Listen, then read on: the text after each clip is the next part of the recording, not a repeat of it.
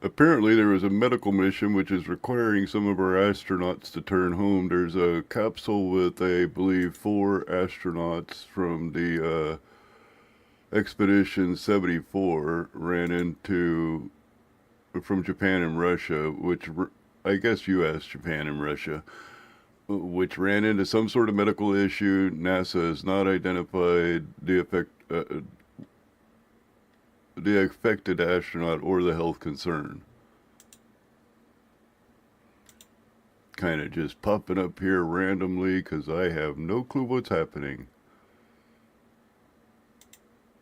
Let's give this right here.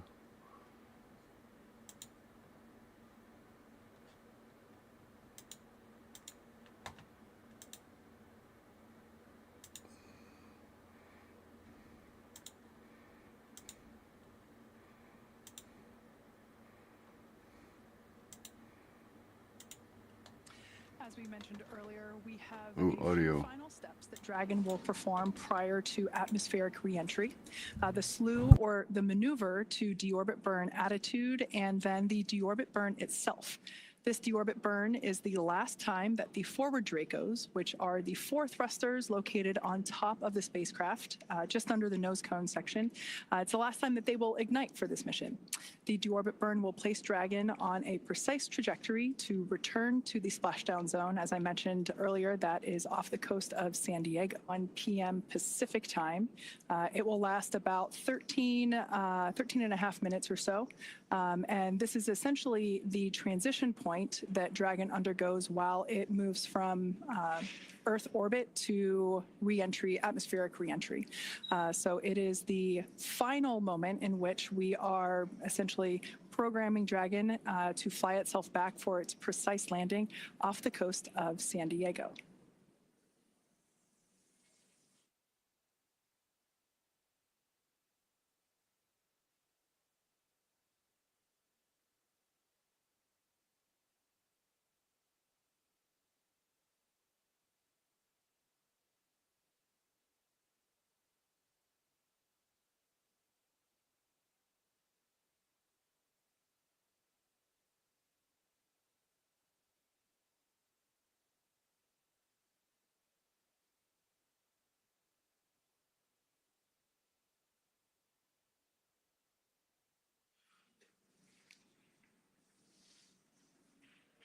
So the view that you saw there moments ago, that was SpaceX Mission Control that's located here in Hawthorne, California, just off to my side.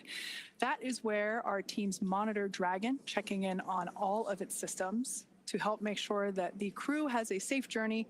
Our team there in Mission Control will be following their progress all along the way.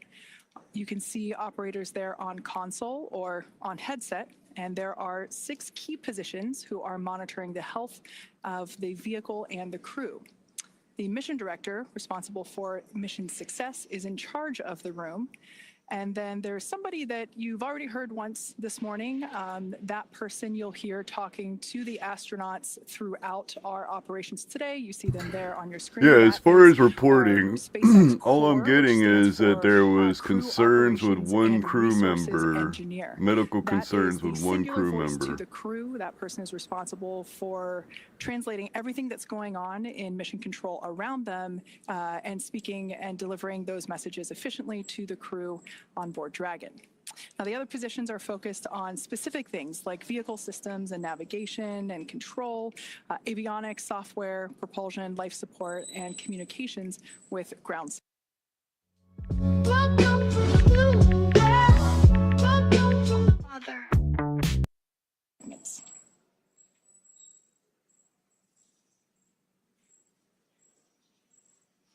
And as I mentioned earlier, there will be a number of opportunities for us to hear from the SpaceX Core. That is the person primarily responsible for communicating to our commander, Xena, and so she will be the person communicating back and forth with our crew here on the ground.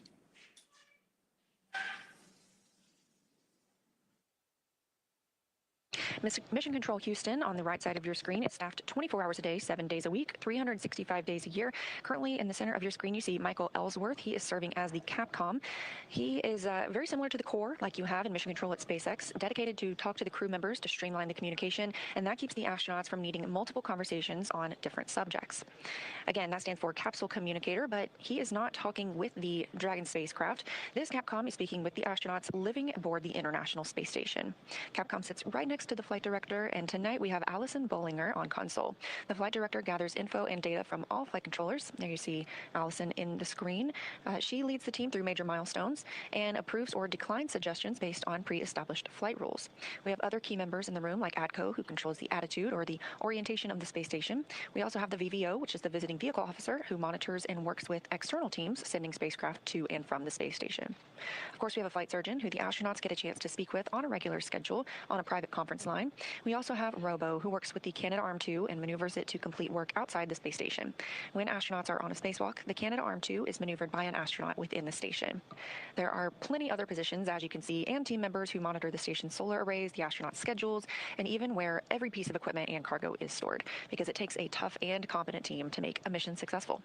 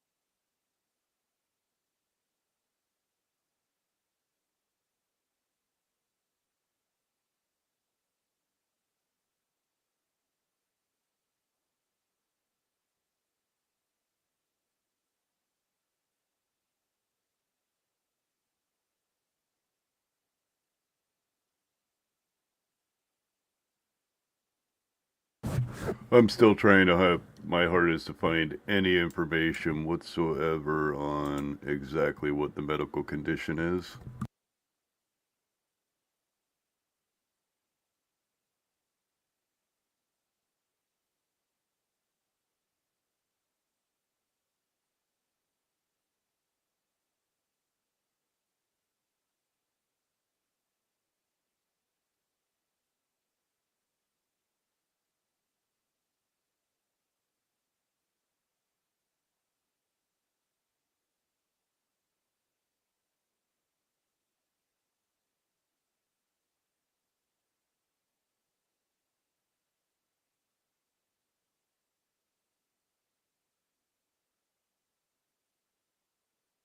As they're on their way home, let's take a look at the Crew 11 mission patch. This patch was designed by the crew, and its colors celebrate the 3 nations they represent. And the 3 stars honor their space agencies working together. 2 sunbeams form the number 11, shining on a tiny blue dot, which is our home on Earth. A dragon looks on, which is a nod to both the spacecraft and the spirit of exploration, while a red flame wraps around it all, symbolizing the full journey: launch, life in space, and today, a safe return home. And if you look closely, you'll see a tribute to their children in the stars, which is a reminder that Hello, missions how like are you this doing? inspire the next generation. Good to see you, Nakoti. I guess, as I was saying, there's a medical evacuation from the space station. I believe it was a crew. I can't remember which one now. I'm trying to find out information as we speak. I'm not exactly sure what the medical condition is, but we have 4 crew members returning back to Earth. Apparently, from what I'm reading, only one of them has problems.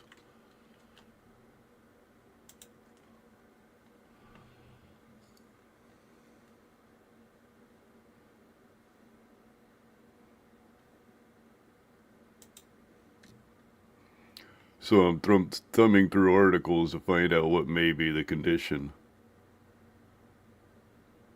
What is this? My personal data? No.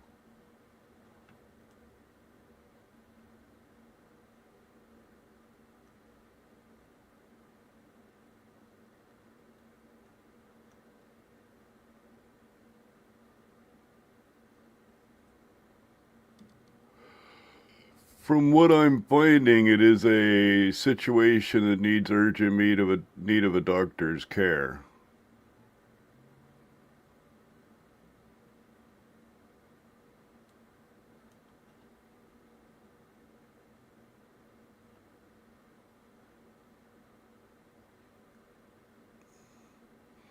But they're not really giving me any information on what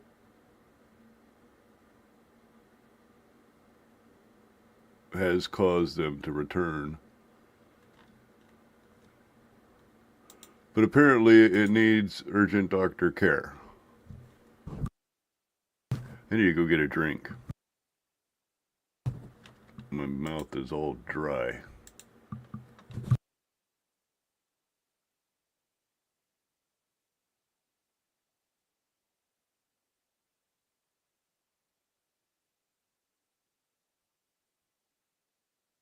Yeah, I'm quite surprised anybody's here, to be honest, because of the timing of this.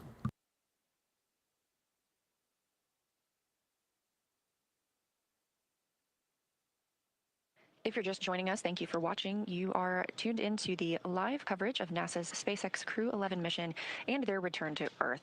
Again, we are expecting their splashdown at approximately 3:41 Guessing a.m. Eastern Galactica? Time. But the next major milestone we're standing by for is the deorbit burn. That's at 2:51 a.m. Eastern Time.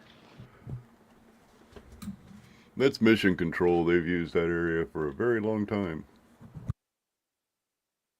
Kennedy Space Center.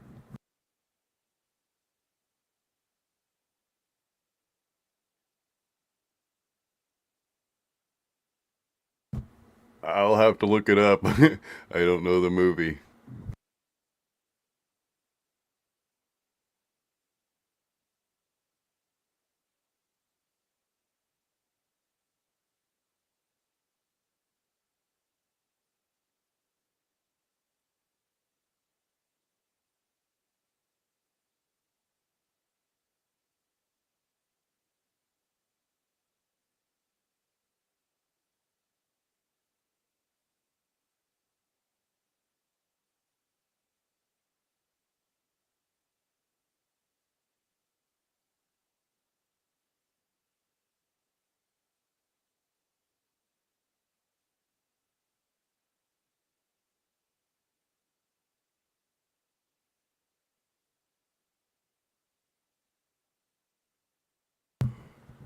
Hello, Tilly. Good morning. It's midnight. I was just finishing up over on Sarah's channel, watching Sarah ramble for a while, and I looked over and was like, oh crap, they're bringing astronauts home for a medical emergency? I still have no clue what a medical emergency is. As I said, apparently it needs an urgent doctor care.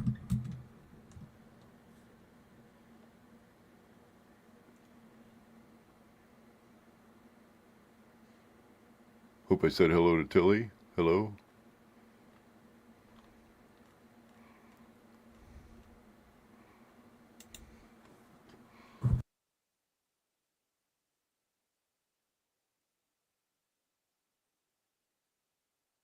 Yeah, it sounds like it's I would imagine they would have to be a serious health issue to return an astronaut.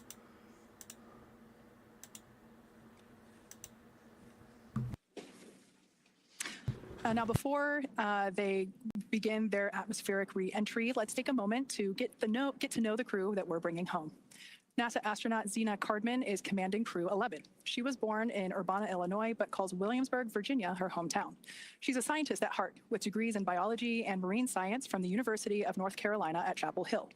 Before joining NASA, Zena did field work in some of the most extreme environments on Earth, including Antarctica, the Canadian high Arctic, and volcanic terrain in Idaho and Hawaii. She was selected as part of NASA's 2017 astronaut class, affectionately known as the Turtles. Zena was originally assigned to Crew 9, but was later reassigned to command Crew 11 to support changes in station Apparently operations. they're And when she's in not stable training for spaceflight, she condition. enjoys rock climbing, They running, have poetry, not and powerlifting. given the medical issue as of yet. Next up is Still, your Crew 11 I'm pilot, NASA continually astronaut Michael Fink. checking He's a Pennsylvania NASA. native and a veteran of 3 previous space flights, spending more than a year of his life in orbit. He first flew to space in 2004 as a flight engineer on Expedition 9, then returned in 2009 to command Expedition 18, where he helped prepare the station for future 6-person crews. In 2011, he took part in the final flight of Space Shuttle Endeavour, STS-134, logging 3 more spacewalks along the way. Fink has also been a key player in NASA's commercial crew efforts, supporting development of the Boeing Starliner. He served as a backup pilot for the crew flight Sounds test, like I might helping shape enjoy Starliner's that. avionics and Is that software like from the ground a up, citation and of the he movie? co-hosted a launch broadcast. Outside of spaceflight, Or a he's a citation passionate of learner our into actual geology, lives? A astronomy, little bit of reading, and both. languages. He's conversational in both Japanese and Russian, which is a skill that comes in handy on the International Space Station. And your Mission Specialist 1 for Crew 11 is Kimiya Yui, representing the Japan Aerospace Exploration Agency, or JAXA. A former test pilot and Air Force Oh officer, man, I gotta Yui wash my graduated from hand. I Japan's petted the National Defense cat, and I Academy think in the cat 1992 may and have rose got to the hit rank of with a lieutenant colonel skunk in a the while Japanese ago. Air There's a Self-Defense very Force. light He was selected skunk as a smell. JAXA astronaut in 2009 and made his first trip to space in 2015, spending 142 days aboard the International Space Station as part of Expeditions 44 and 45. During that mission, he made history as the first Japanese astronaut to capture JAXA's H-2 transfer vehicle, a crucial piece of cargo hardware. He also helped build out a new experimental module inside Kibo, Japan's laboratory on station, and carried out Dragon SpaceX, 5 minutes to deorbit sequence start.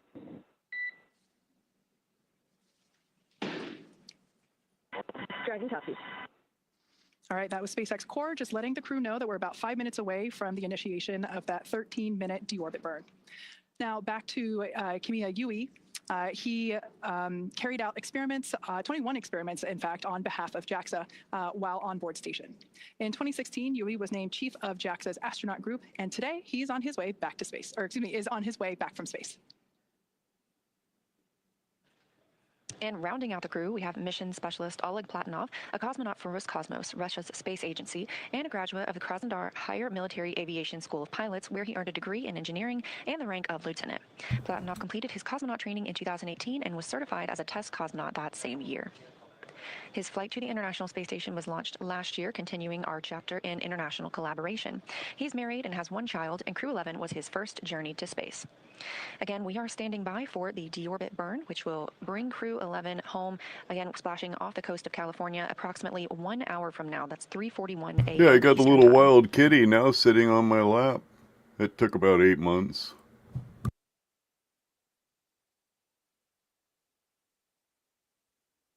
Not sitting on my lap right now. I mean, when I go out there to feed him, he'll let me put him on my lap for a couple of minutes. Oh yeah, by a her. I've been calling him alone for a long time and found out it's a her. I named her Click.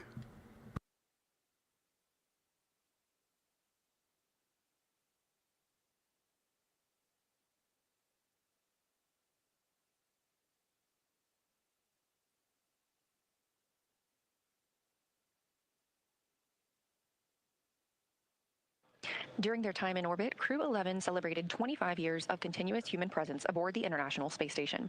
During that time, our unique microgravity laboratory has hosted more than 4,000 experiments from over 5,000 researchers in more than 110 countries, all to help us build the road to the moon and Mars and understand our universe. Yeah, while there's a helping bit of a humanity on Earth. reason for that. Crew 11 conducted more than 140 unique When I scientific call her, I go, experiments and technology demonstrations during their stay so aboard I the orbiting just laboratory. named her Click. Continuing the space It station's fit. legacy of groundbreaking science, Crew 11 I worked looked at on her one experiments day to and said, understand "Click," bone loss and and she studied looked right at bioprint of me. human tissues to understand or to ensure the health of astronauts on future missions and improve the quality of life for patients on Earth.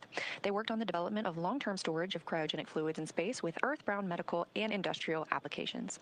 The team also tested an inflatable capture bag that aims to remove space debris from orbit, protecting future spacecraft and crews, and could also be used to capture samples during exploration missions and enable mining of small asteroids. Let's dive into some of these experiments and investigations. The MABEL-B study investigates how microgravity affects bone marrow stem cells and their secretion of proteins involved in bone formation and loss.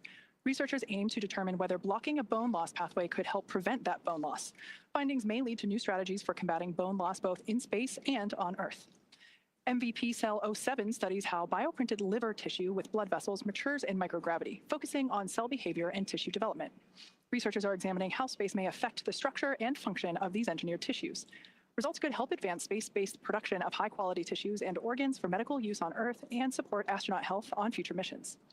Capture Bag Demo tests an inflatable debris capture bag on the space station, assessing its opening, closing, and ability to stay airtight in microgravity. This technology could be used to remove space debris from orbit, protecting future spacecraft and crew members, and could also be used to capture samples during exploration missions to the Moon and Mars and enable mining of small asteroids. Okay, it's been updated. It's not an emergency Next up is the Zebot situation. NC. It does These spacecraft use require cryogenic fuels, which are extremely cold for propulsion. These fuels must be a kept extremely doctor's cold to stay care, liquid, though. but That was just updated. Space's temperature fluctuations can cause them to slowly evaporate and escape the tank. This creates fuel efficiency and mission planning. So Zebot NC investigates how specific types of gases affect pressure control in propellant tanks in space. The data collected will help validate models and contribute to the design of more efficient cryogenic fuel storage systems for long-duration missions.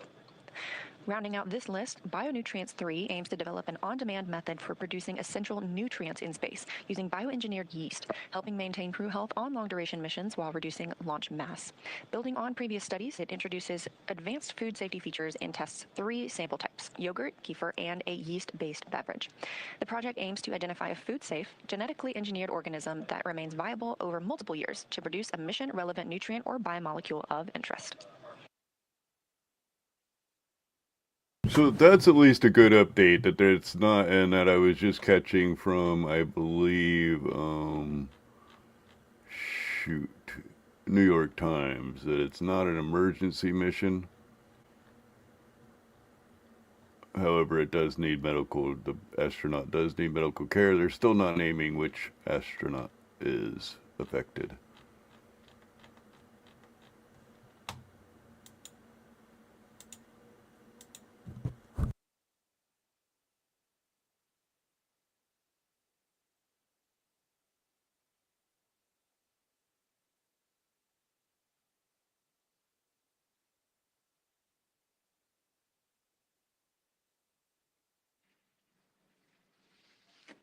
If you've just recently tuned in, we are standing by for the call out of the initiation of our deorbit burn. We're expecting that to begin at 11:51 p.m. Pacific time. This is a 13.5-minute long burn that positions Dragon for its atmospheric reentry and splashdown off the coast of San Diego. So like I mentioned, we are standing by. That should be coming here in just a couple of minutes as we expect that to initiate at 11:51 p.m. Pacific time.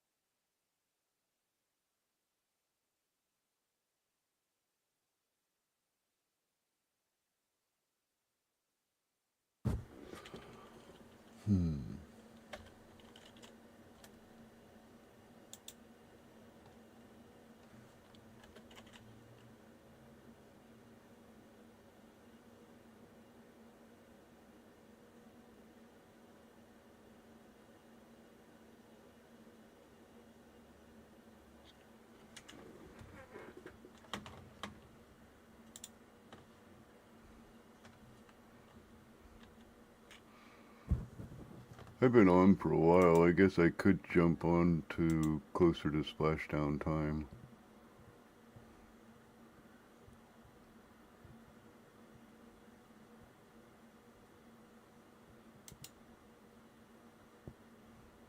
As we are in the process of the hooks and latches driving to secure and close the nose cone, just a recap of what we've seen so far tonight.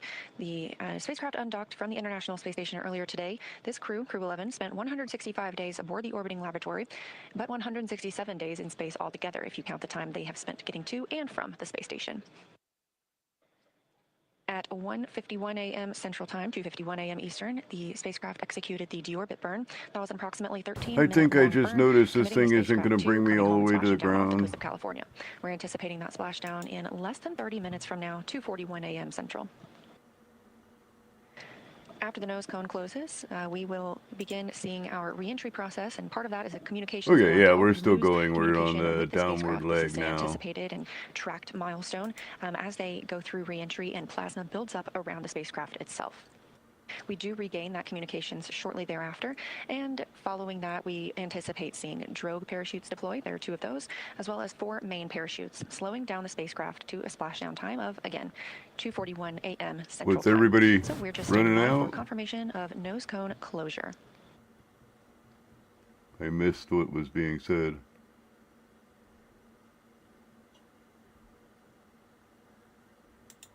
Oh yeah, you're very welcome to yap away. We welcome people. We welcome differing opinions as well.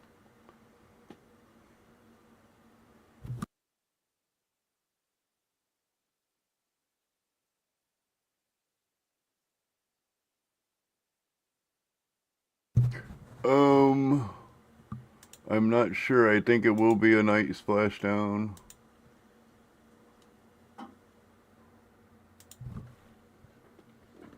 I'll have to look at the trajectory.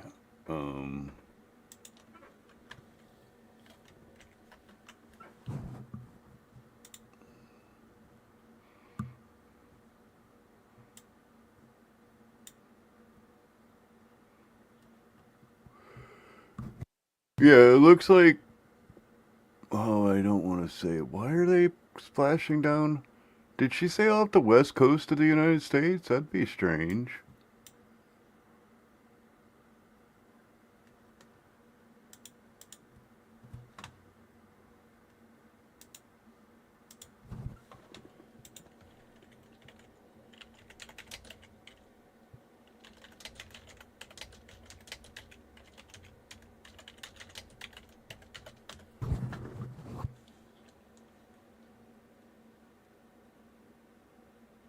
Yeah. They're gonna splash down in the Pacific off the coast of California.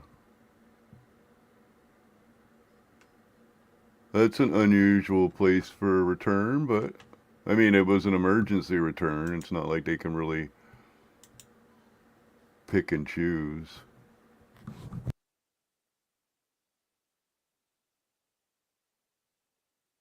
Dragon SpaceX, nose cone secured for entry. Dragon. And there's the trajectory window now.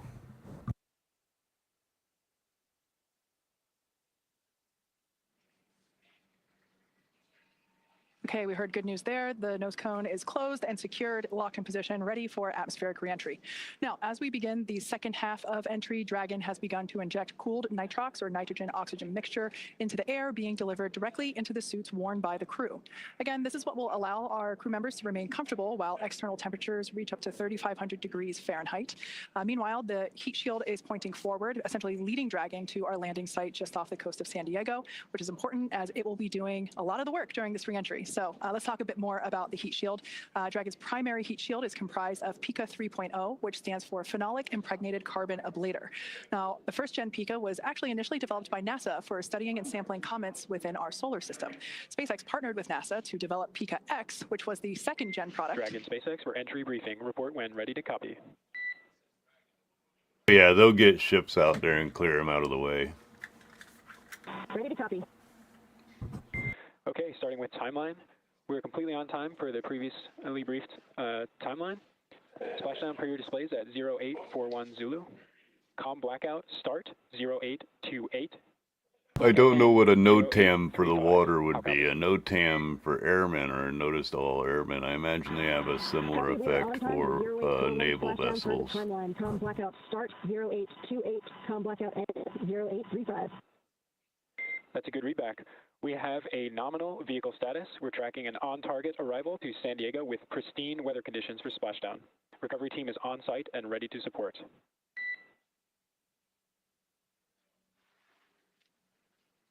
Dragon copies. Nominal vehicle, excellent weather, and teams are ready to support. And with that, please report when tablets are secure, restraints are tightened, and visors are down.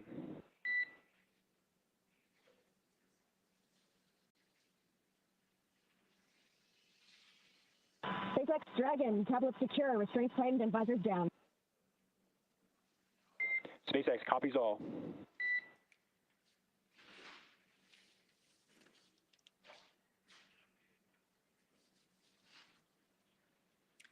All right, so as expected, that was our entry brief to the crew, letting them know that there were actually no updates to the anticipated timeline this morning. So that's great news. Everything is looking well on time with our anticipated timeline. So as we mentioned before, we expect our anticipated loss of signal to occur around 12:28 a.m. Pacific. So in just about 8 minutes from now, we will have, we anticipate that signal to be regained, or anticipate that signal to be acquired again at 12:35 a.m. Pacific time. Now, sometimes we are able to hail the crew a little bit earlier than that, and sometimes we get those communications back. And then once again, splashdown at 12:41 a.m. Pacific. So again, if you're in Southern California, head outside and look up. Now, let's get back to talking a little bit about the heat shield, as you know, we're talking about this signal loss. Well, I want to know about the medical problem. We've heard about splashdowns before. Jeez. The second generation heat shield product, and that was actually used on all of the Dragon 1 CRS missions that resupplied the space station on 20 missions. Then fast forwarding to Pika 3.0, that was developed specifically for use on Dragon 2 crew and cargo, with enhanced structural and thermal properties that optimized the heat shield and drove down cost and mass. So the remainder of Dragon is composed primarily of a SpaceX proprietary ablative material. That's another class of thermal protection, which is lighter weight versus Pika and protects the underlying composite structure during the reentry phase, and that's to ensure the structural capabilities of the spacecraft are maintained. Now, while Dragon will experience temperatures over 3,500 degrees Fahrenheit peak during those peak reentry conditions, the characteristics of the thermal protection systems, or TPS as you hear it called, coupled with the environmental control and life support, or ECLIS, that system. Yeah, that's what I'm guessing as well. The interior, and all those combined will ensure that the crew will stay cool and comfortable during all phases of reentry through splashdown. SpaceX Dragon, Okay, so opening seat 3 visor just to adjust glasses. Dragon, SpaceX, can you repeat? Temporarily opening seat 3 visor to adjust glasses. Copy, adjusting glasses. Your go for that. Okay, so that was important to note there, because our commander, Zena Cardman, had already reported back that all visors were At least down, it was good that we and found out it position ready wasn't for an atmospheric emergency, reentry, but one of our crew but it members had does to need adjust medical their glasses. care, So a she did a doctor's good care. job there in reporting back to SpaceX crew to let them know that one of the crew members had to reopen momentarily. Visors are down. We copy. Visors are down. 5 minutes until predicted calm blackout. See you on the other side at 0835. Copy 0835. Talk to you soon.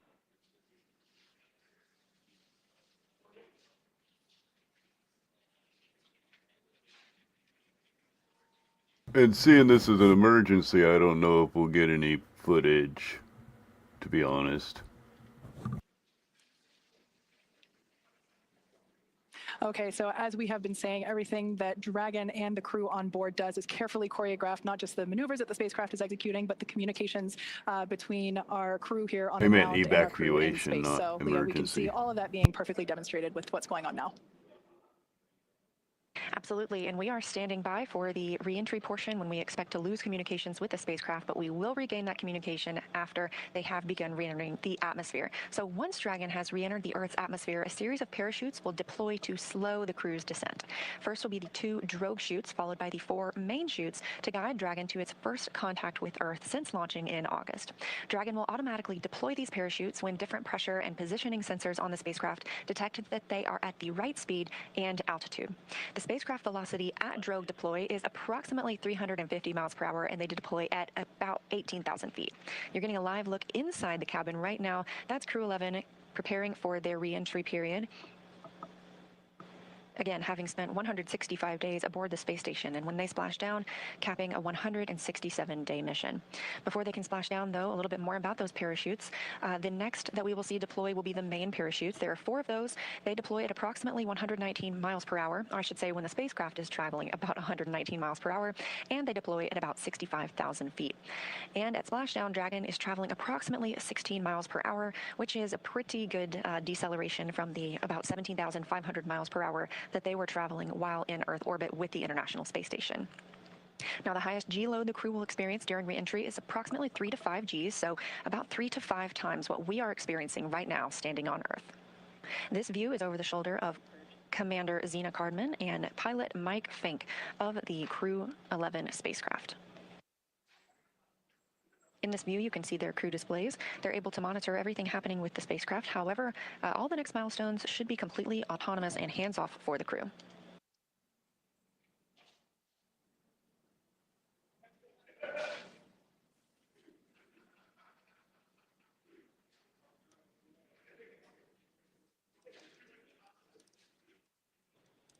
And we can preview the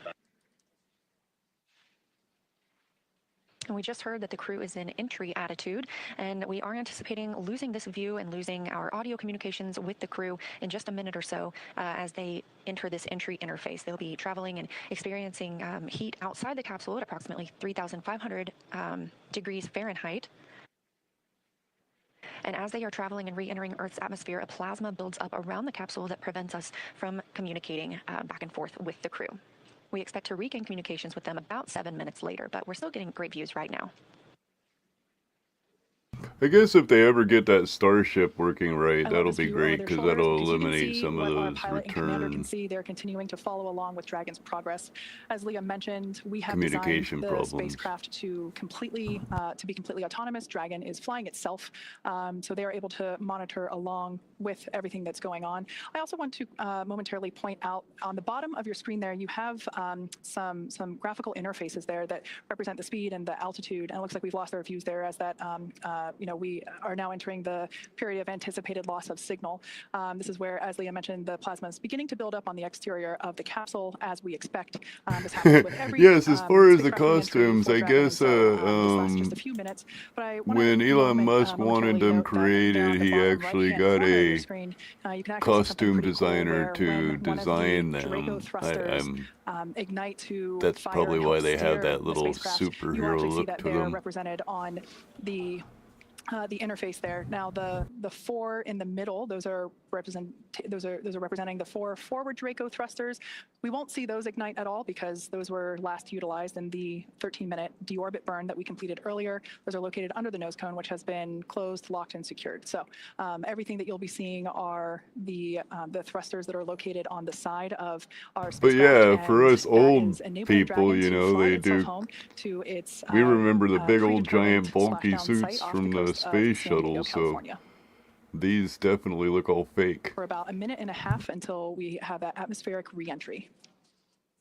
Once again, if you're in Southern California, head on outside and look up. There's a good chance that you might be able to actually see Dragon streak across the sky, look toward about the north and the west.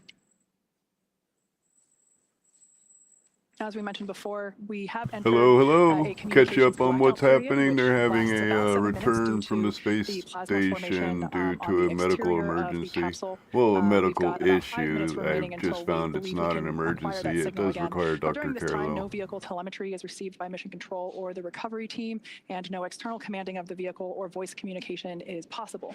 But like I was saying, Dragon is designed I to guess fly the itself. emergency part is the During this emergency re-entry, the vehicle will be evacuation slowing from the down from space its orbital station velocity of about 17,500 astronauts. miles per hour, and it's slowing down. The atmosphere is really doing a lot of the work in conjunction with that heat shield to dispel that velocity that results in heat, and that is why we have this plasma building up on the exterior of the spacecraft.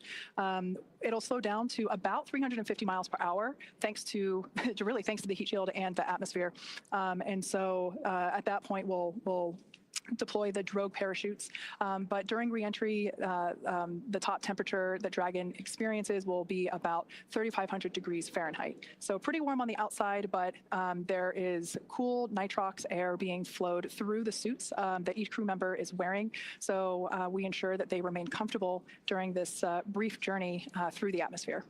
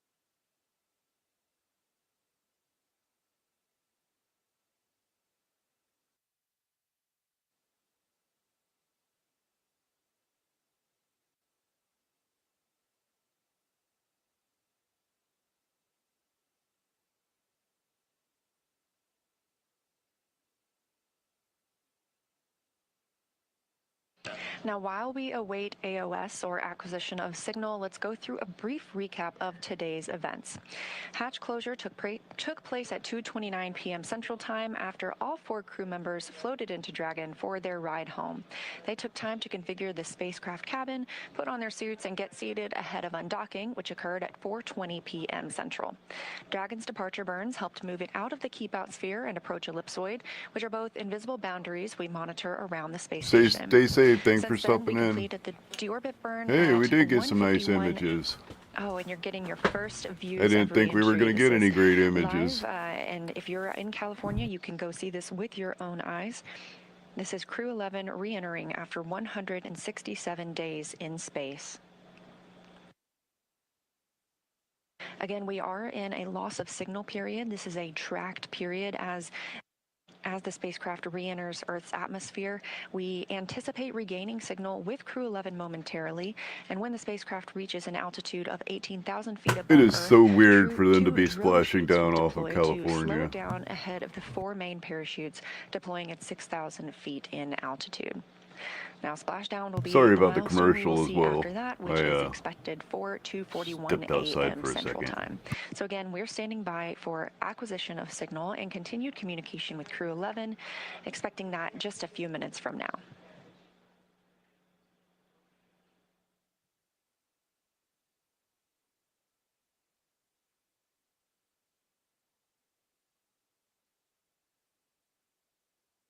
That's all they're going to give us for imagery is just a little couple of second sparkle.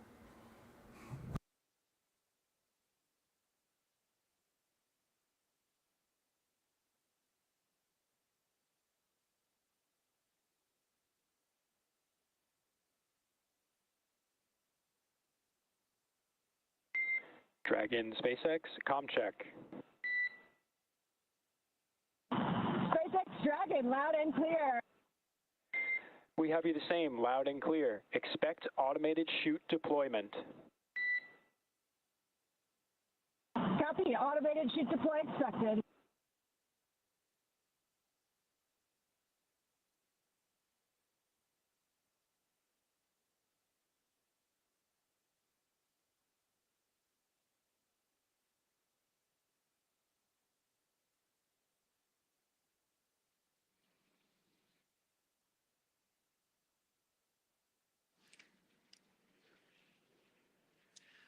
All right, so there we heard Well, at least that point we when had they get through confirmation the of that atmosphere. acquisition of signal, or AOS. It actually came in a minute early, so that's good news there.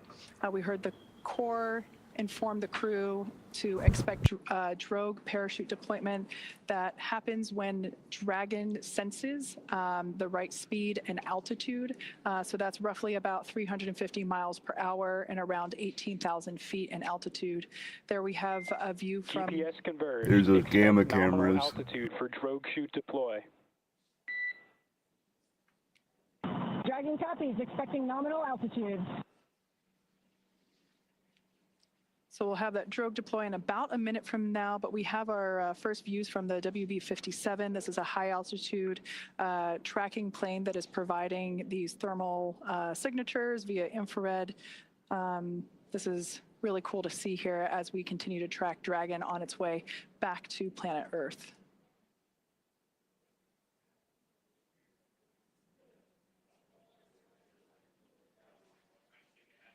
I'm going to have to listen to that back later. I think she called it infrared. It's infrared, but she may have said it right. I just may have So heard it wrong. momentarily, we expect for visual and Brace for drogue window. Crew is braced.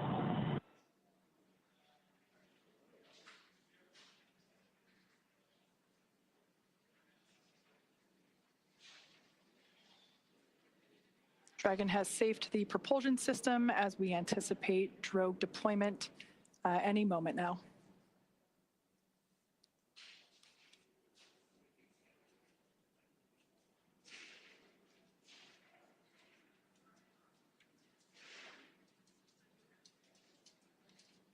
Drogue parachutes are utilized to stabilize and decelerate the vehicle further prior to deployment of the main parachutes.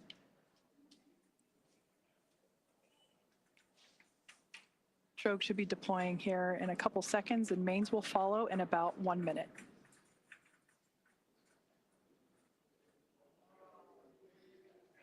There we have visual confirmation of drogue deploy. Visual, 2 healthy drogues. Well, one wobbling, but Kind pretty of a cool healthy. shot. Dragon copies. I think we had the recovery vessel in the background there. just Wow, that's momentarily. cool. Main parachutes deploying in about 20 seconds.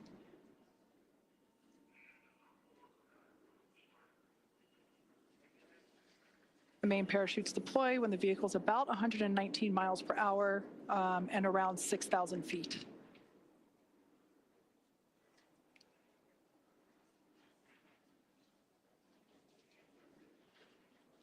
I imagine it would fit under a There we can see visual confirmation disabled of vessel deployment of the 4 mains. international 4 law. healthy mains. But the odds of that happening would be very, very slim. These main parachutes help decelerate the spacecraft even further. So they deploy around 119 miles per hour, and they'll decelerate it down to about 15, 16 miles per hour. And that will be the speed in which the spacecraft is traveling upon splashdown. Once again, we're anticipating splashdown at 12:41 a.m. Meters. Copy, 1,000. We'll now begin to hear Crew 11 Commander Zena Cardman call out the altitude from her seat there in Dragon Endeavour.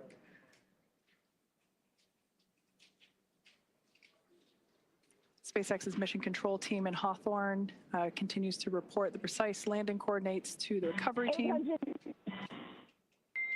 Copy, 800.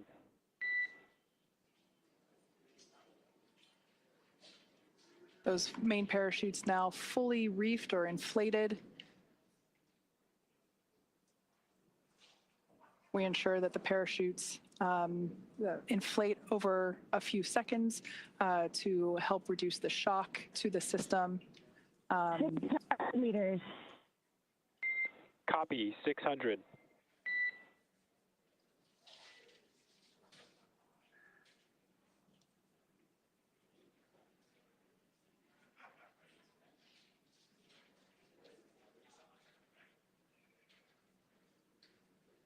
All around great views of Dragon Endeavour as it continues. That was its way neat back seeing to the Earth. recovery ship for a minute in the image. Meters. Copy, 400. Crew are braced.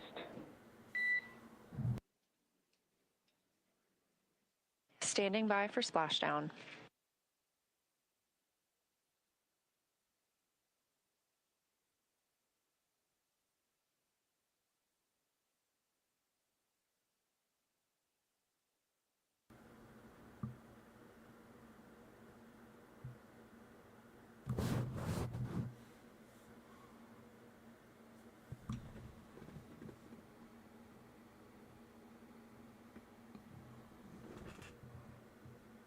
Oh, it was shortly after the drogue chutes open. It was only for a split second.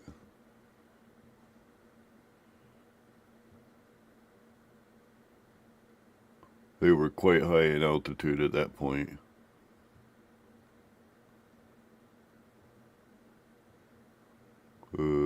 Blackout.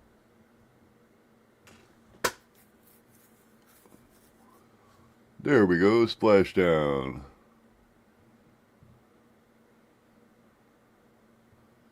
Splashdown of Crew 11. After 167 days in space, Dragon and NASA astronauts Zena Cardman and Mike Fink, Kimya Yui of JAXA, and Roscosmos cosmonaut Oleg Platonov are back on Earth. Dragon, SpaceX, we see splashdown. SpaceX Dragon, copy, concur. Splashdown and mains are cut. We are in 4.800. SpaceX copies, and we see the same. Mains cut. On behalf of SpaceX and NASA, welcome home, Crew 11. SpaceX Dragon, it's so good to be home. With deep gratitude to the teams who got us there and back.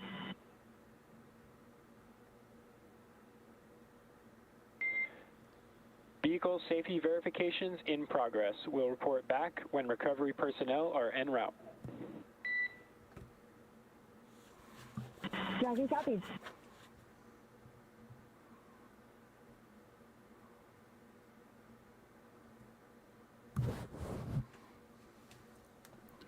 Again, we have splashdown of NASA's SpaceX Crew 11 mission, a 167-day mission, 165 of those being spent on board the International Space Station, now splashing down off the coast of California. That splashdown coming right on time at 2:41 a.m. Central Time. The SpaceX recovery ship and team has been waiting for Dragon splashdown, and they will now begin making their way to the splashdown location.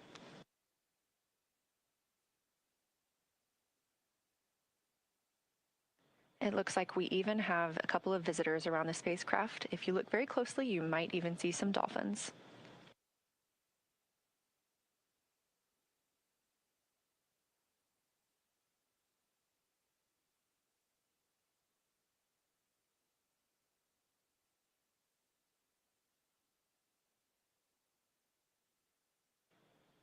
Again, a return by the books for Crew 11, having splashed down at 2:41 a.m. Central Time off the coast of California.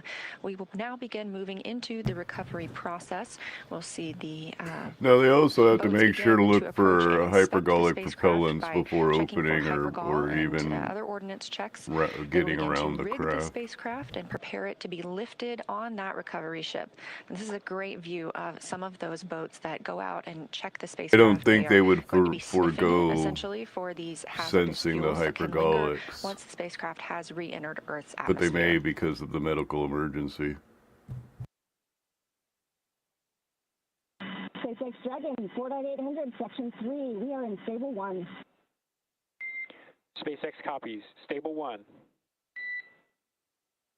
And if you're wondering, hypergolics are the type of propellants they use, That's and the they're voice very, of very NASA astronaut toxic. and commander of Crew 11, Zena Cardman, reporting back that they are working through their procedures and that the capsule is in Stable 1, which is the position that you see on your screen here, where it is upright in the water. This is just what we were hoping for, and again, it's been a completely nominal and by-the-books return for the crew today.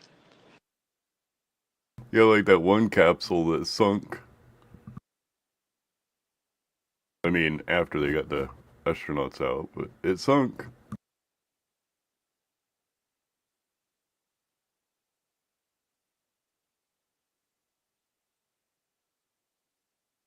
No, but it can have hypergolics on its exterior.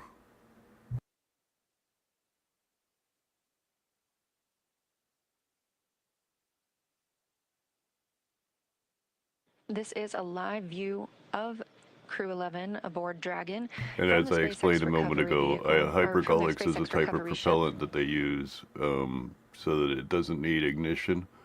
It's what they use in most of these rockets nowadays.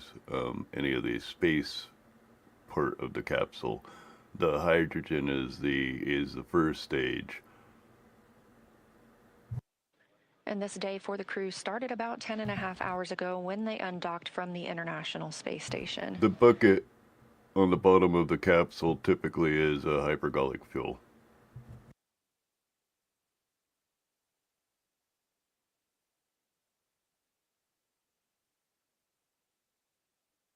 And that bucket they drop in space before they enter the atmosphere. Go for recovery personnel to approach. Of course, it comes in and burns up. In 1 minute. Crash, whatever's left crashes into the ocean. Copy, 1 minute. Thank you.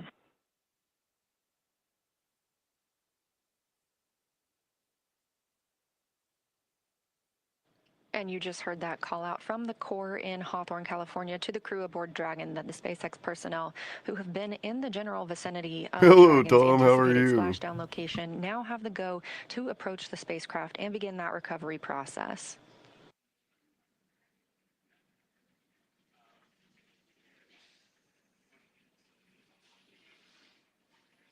All right, so as we heard, we are now standing by for recovery of the Dragon Endeavour spacecraft with NASA astronaut Zena Cardman and Mike Fink, Kimia Yui of JAXA, and Roscosmos cosmonaut Oleg Platonov, who are inside that spacecraft that you see there.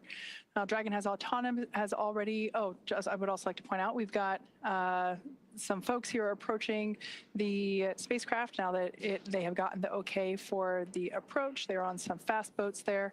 This is the SpaceX recovery team. Personally, one of my favorite teams to work with here at SpaceX. They're a really scrappy crew, and they're going to work really quickly here to get the Crew 11 team out of the water. Really and scrappy it's always a lot of crew. fun to watch these operations proceed. Now, Dragon has already autonomously completed several steps to safe itself following splashdown. For those of you that perhaps just joined us, the return has gone very smoothly so far, as Leah had mentioned. Dragon They didn't successfully really give us splashed a down whole off the lot, coast but of yeah, San there is Diego, a couple little California at 12:41 streams a.m. of Pacific time, or a streak in 3:41 the sky a.m. and Eastern time. watch the little capsule Approximately come 10 and a half down. hours prior to splashdown, Dragon autonomously undocked This from is the actually the International fun Space part, I Station, think. completed a series of departure Well, burns, I mean, jettisoned actually its watching trunk the section, and entry performed through its the final atmosphere burn, is which was great. the deorbit burn, and that placed itself on a trajectory toward Southern California, specifically off the coast of San Diego. So Dragon successfully re-entered the Earth's atmosphere, followed by deployment of its parachutes to slow the spacecraft down to a gentle splashdown. So we're now going to follow the final part of the crew's journey as the Dragon spacecraft is lifted out of the water and placed on the recovery boat. So we see here the recovery team beginning to prepare. One of the most important steps will be to Dragon SpaceX, hypergol sweeps and unfired ordnance checks, nominal. Rigging in Okay, progress. so they did do the Approximately hypergolic 5 checks. minutes until capsule lift. Stand by for PMC. The next call you hear will be from SpaceX flight surgeon on Dragon to Ground Private. Dragon copies. 5 minutes until lift. Standing by for PMC. Yeah, I wasn't sure if they'd still do the hypergolic All right, we heard sweep if there it was that an the crew will have an emergency, but it opportunity appears for that they private did do medical the conference hypergolic with the sweep. flight surgeon. That is standard for all of our crew returns. That will be done on a private channel. Great view here from the drone. This is our first look at the front side of Dragon Endeavour. I love this view because you can see the lights on the inside. This crew Hey man, member they're on the here is ground or actually on the water. They're capsule, happy, I bet. beginning to place the rigging required for the lift onto the large recovery vessel. This takes a few minutes to essentially lasso and wrangle the Dragon capsule as it gently bobs there in the water.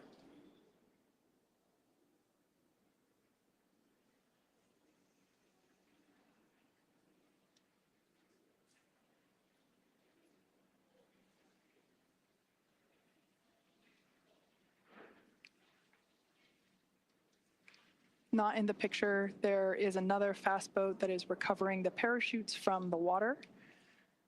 Those were automatically cut or released from Dragon upon splashdown, and we retrieved those from the water.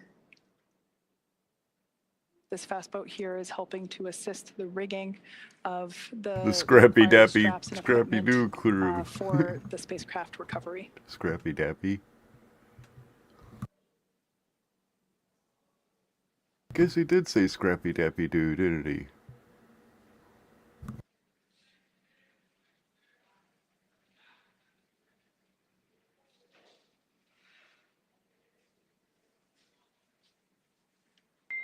Dragon SpaceX, Dragon to Ground is no longer privatized.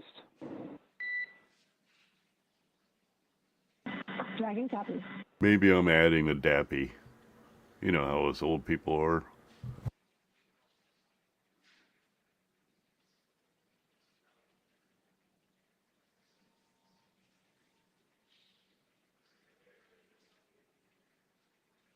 SpaceX recovery team continues to maneuver around Dragon Endeavour as we continue progress of placing the recovery straps required in order to safely lift the spacecraft out of the water.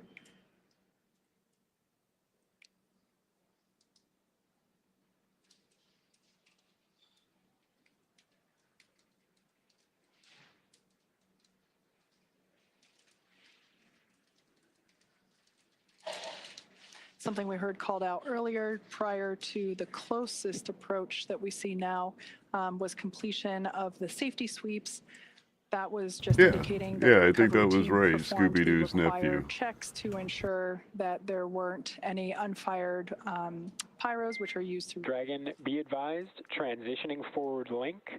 Comm will be unavailable for approximately 5 minutes. Trading radio to the ship. Want to make a big impact without getting lost in a big system? Join Youth Villages to be a force for families. One of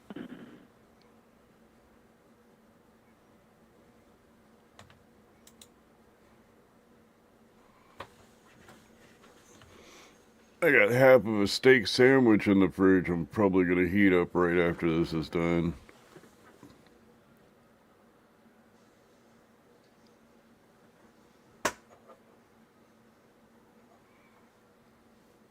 Earlier, prior to atmospheric reentry, we heard SpaceX core report to the crew during the, during the entry brief that recovery conditions were almost pristine, and he was not joking. It seems that the weather, the waves are pretty smooth out there. And Leah mentioned earlier that there are some dolphins out to play as well. I would agree the Perhaps we water might be looked able to very get to see nice those as far as not the choppy. recovery vessel gets a little closer to the spacecraft.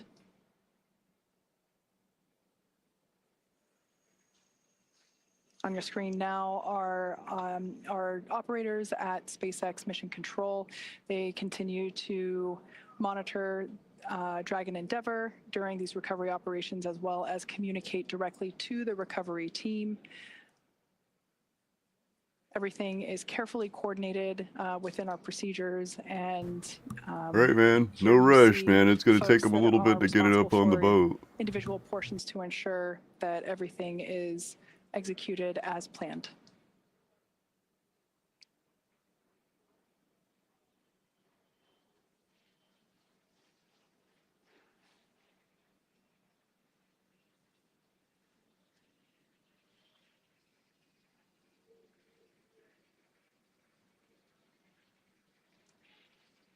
If you've just recently joined us, we had a perfectly nominal re-entry of Dragon Endeavour. The crew splashed down exactly on time at 12:41 a.m. Pacific time off the coast of San Diego.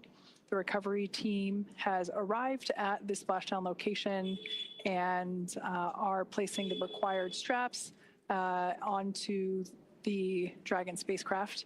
The crew are safely inside. Nobody is allowed to pass go just yet. We still have to lift the spacecraft out of the water and onto our recovery vessel. Dragon SpaceX, forward link transition complete. Comm check. we've got you loud and clear. We have you the same.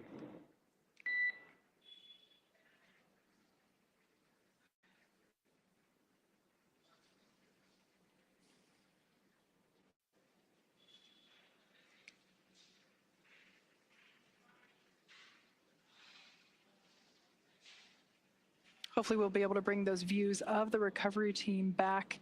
But at this point, I can share that one member of the recovery team is still, oh, there we can see our recovery vessel continuing to approach Dragon Endeavour there in its splashdown location. We still have one recovery team member. There we are, our first views of the working to recovery apply ship. the rigging to the capsule. You can see that work ongoing there. And then up my sandwich. Uh-oh. New wheels.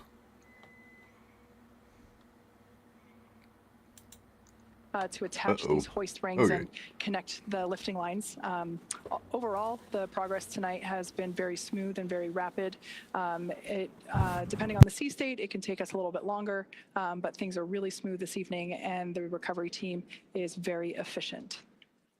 It takes us less than an hour to raise Dragon onto the recovery vessel and remove the crew from the spacecraft. After initial medical checkouts, The crew will return to land within 4 hours by helicopter. So everything continuing to proceed as scheduled. I'll probably be ending this right around and the as time anticipated. they land the capsule on the recovery ship.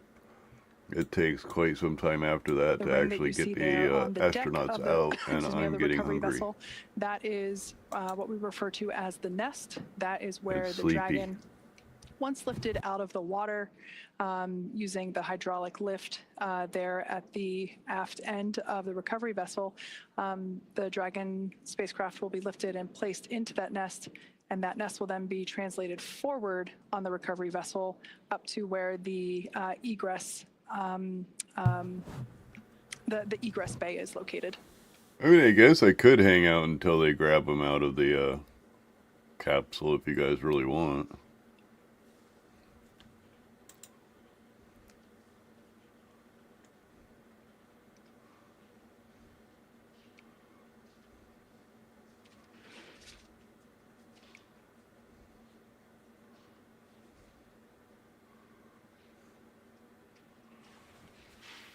Yeah, so this is a I'm great gonna view there flip my of sandwich the real quick. recovery team member that is responsible for placing the hoist straps and the rigging required to lift the excuse me, the Dragon spacecraft out of the water, along with the recovery team members located in the fast boat, helping to provide the necessary light, as this is obviously a nighttime splashdown operation. We've done several of these before, and as you can see there, the sea state is super calm, and I'm assuming really nice conditions to be working in right now. Over time, we can see the primary recovery vessel. This is our recovery vessel Shannon, named after, of course, Shannon Walker, who flew on Crew 1. She is the first female astronaut to fly in our Dragon spacecraft. So we have this vessel named after her. And we can see Shannon slowly but surely getting closer and closer to Dragon Endeavour as it patiently waits there in the glass-like water.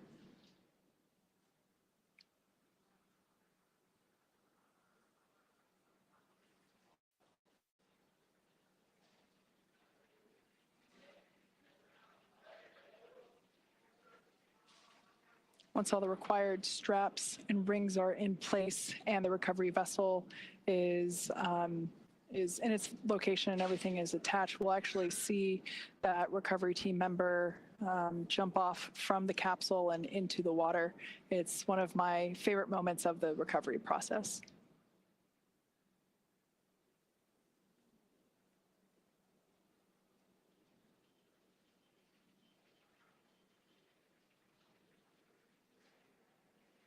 I think we might, yep, there they are. The dolphins are back to play. We now have a better view of them. I'm sure they're very intrigued by all the lights that are in the area. As for here in the me, middle I'm of the up night in way Southern past my California. bedtime, so it's pretty much dinner food that I'm thinking about right now. But yeah, I get it. You're just waking up. Muffins.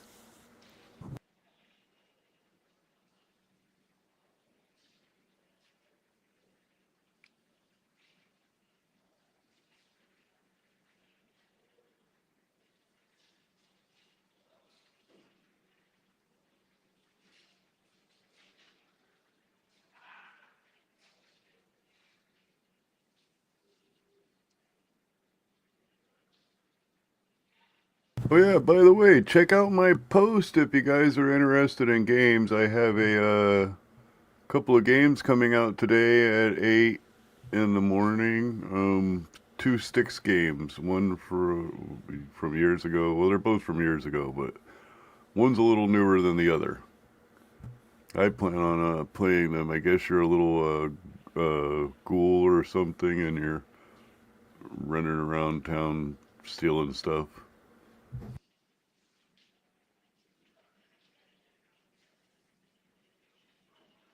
Oh, I hate nights like that, man.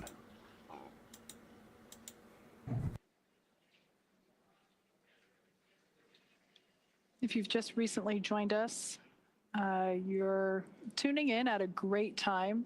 We're in the final phases of the Crew 11 return to Earth.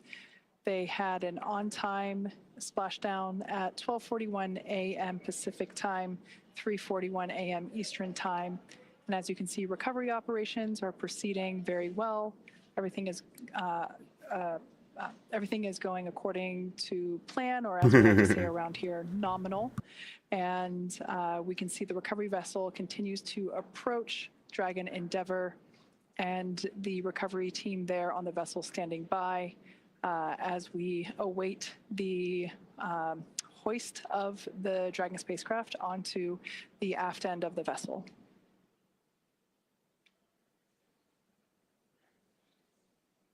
I can say once we make the final approach here to the Dragon spacecraft, the hoisting actually happens. It always takes me by surprise just how fast it is, because you can't really see the full size of the hydraulic lift or hoist there at the aft end of the recovery vessel, but it's pretty big and pretty strong. So we're able to lift the spacecraft out of the water. We can see there that the That's what she said. the guidelines are attached, and they're going to line everything up here for the final approach and ultimately the lift into the nest there located at the back of the vessel. Well, I think he wandered off to watch something else, but I'll tell him you said hi.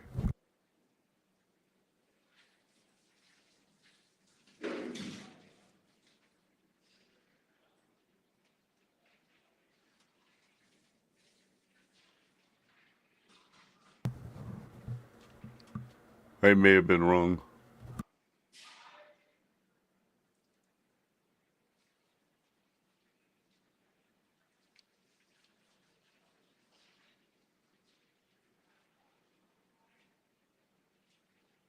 So we can see Dragon Endeavour. The gap is closing between Dragon Endeavour and our recovery vessel Shannon. Once again, we had an on-time splashdown off the coast of San Diego, California, that occurred at 12:41 a.m. Pacific time.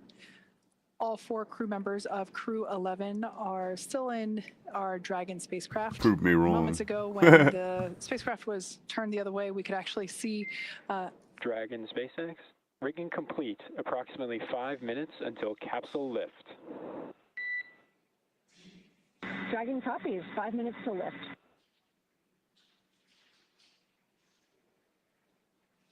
All right, good call out there. Just keeping the crew there inside Dragon Endeavour apprised of the timeline. While there are windows, it is a little hard to see exactly everything that's going on outside of those windows at this point, as there is quite a bit of action as we have been following along.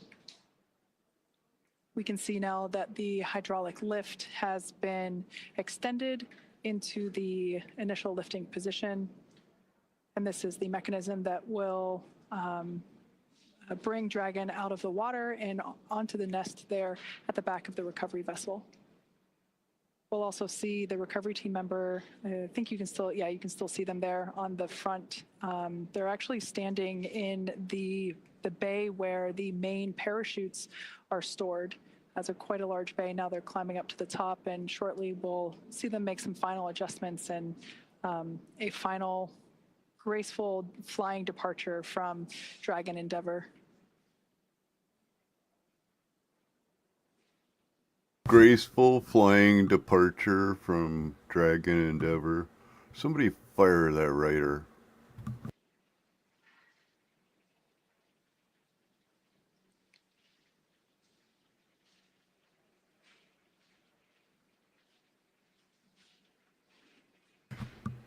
Yeah, you know, as far as the planes, we're starting to discover that now, that we can't use them as long as we thought we'd be able to.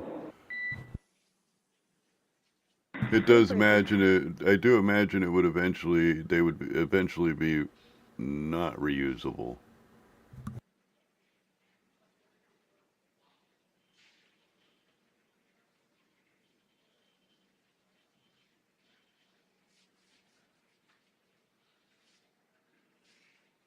But yeah, you might have actually nailed onto a little bit of a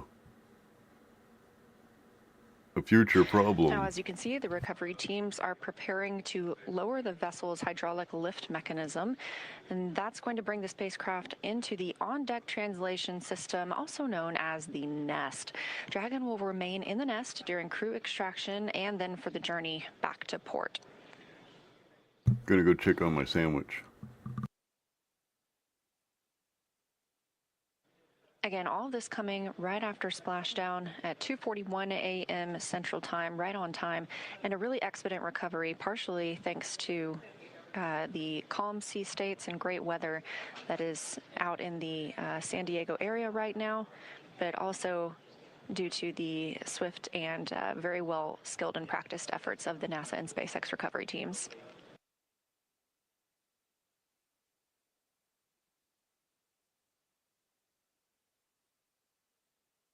The spacecraft is now being lifted. It'll be set on the nest and centered. It'll be oriented so that the side hatch is facing forward for the crew to egress. It'll be moved into the hangar underneath that helipad that you see illuminated in green on the top of the ship, and then pulled towards the mezzanine area so that the crew can be helped outside of the hatch. Yeah, I didn't see the dolphins either.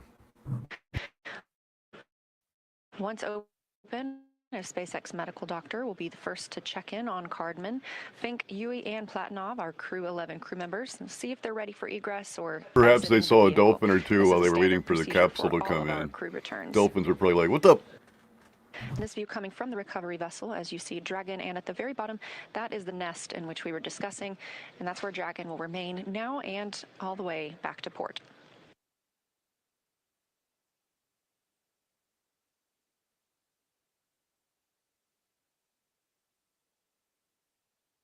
I'm munching tots.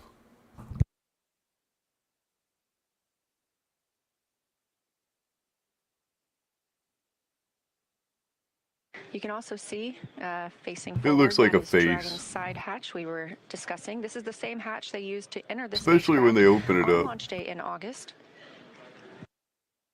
And of course, this is different from the top hatch. You can not see that because it's underneath the nose cone at the very top of the spacecraft. We've been following along all the way Right. through deorbit burn and nose cone closure tonight. That top hatch underneath the nose cone is what the astronauts and cosmonaut used to enter and exit the International Space Station while Dragon was docked. So before we open this side hatch, the spacecraft's cabin pressure must be equalized with the outside environment. And of course, once that hatch is open, this will be the crew's first breath of fresh air back on Earth since boarding their spacecraft at the start of their journeys back in August.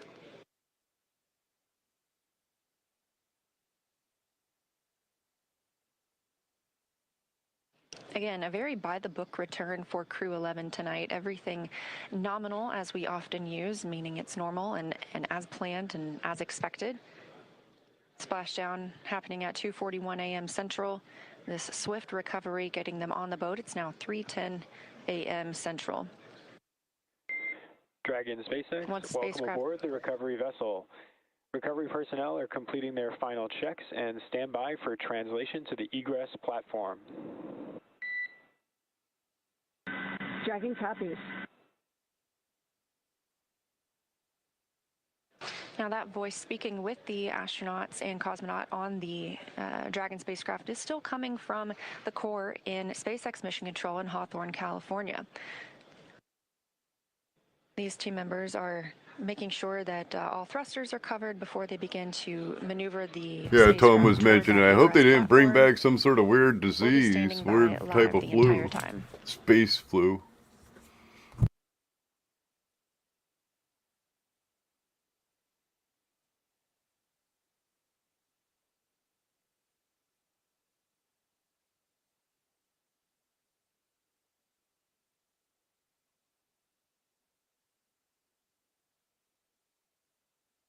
This is the 6th flight of this spacecraft. In all, Endeavour has flown 9 NASA astronauts, 3 visitors to the International Space Station, 2 Roscosmos cosmonauts, 1 retired NASA astronaut, 1 ESA astronaut, and an Emirati astronaut from the UAE to and from the International Space Station.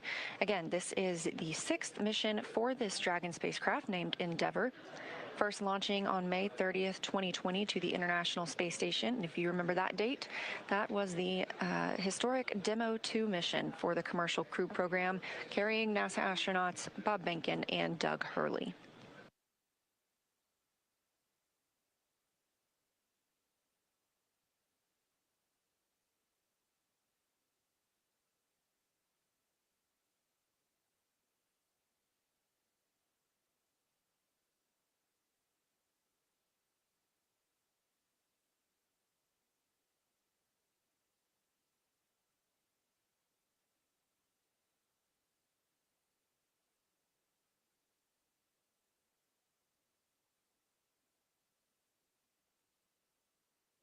What you're seeing here are SpaceX team members. They are preparing the vehicle to be moved to that egress platform, making sure everything is safe, that the rigging is properly attached.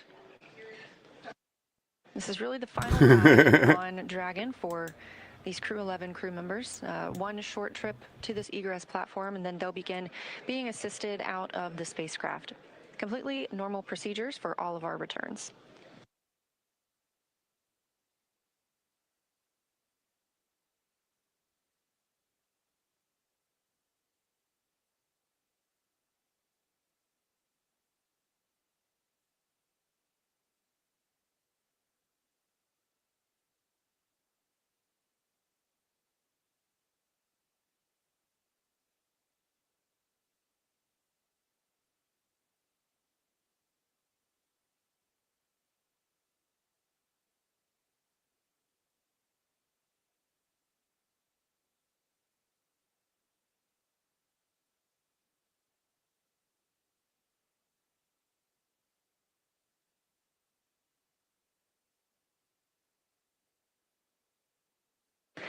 And this is a live view from Mission Control in Houston, Texas, the International Space Station Flight Control Room. We have some Yeah, my additional sandwich visitors, should have cooled down beyond enough. the I'm gonna grab usual it real flight quick. controllers and flight directors that staff this room 24/7. In the center of your screen, you'll see NASA Administrator Jared Isaacman speaking with team members, specifically right now the Spartan flight controller. Isaacman is, of course, an accomplished astronaut himself, having flown on 2 missions aboard Dragon, so he is familiar with these procedures and what the crew might be experiencing right now.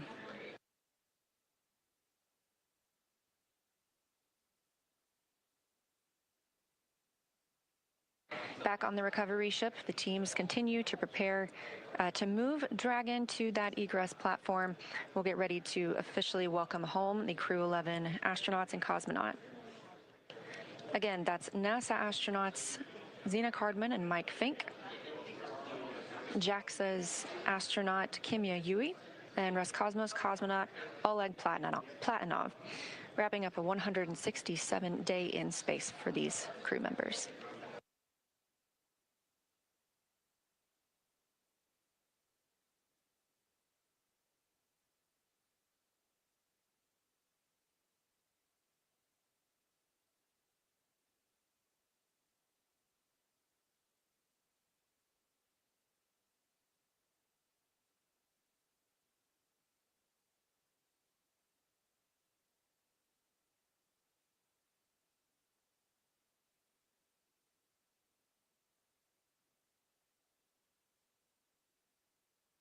Again, if you're just joining us, thanks for tuning in. This is the live mission coverage of NASA's SpaceX Crew 11 mission returning from the International Space Station back to Earth. As you can see, this is the Dragon spacecraft, and splashdown occurred at 2:41 a.m. Central Time, right on time. I kind of stopped trying to find information. I'm eating a Philly steak and cheese This sandwich crew right undocked now. at 4:20 p.m. Central Time, so it was about a 9.5-hour ride from space back to Earth.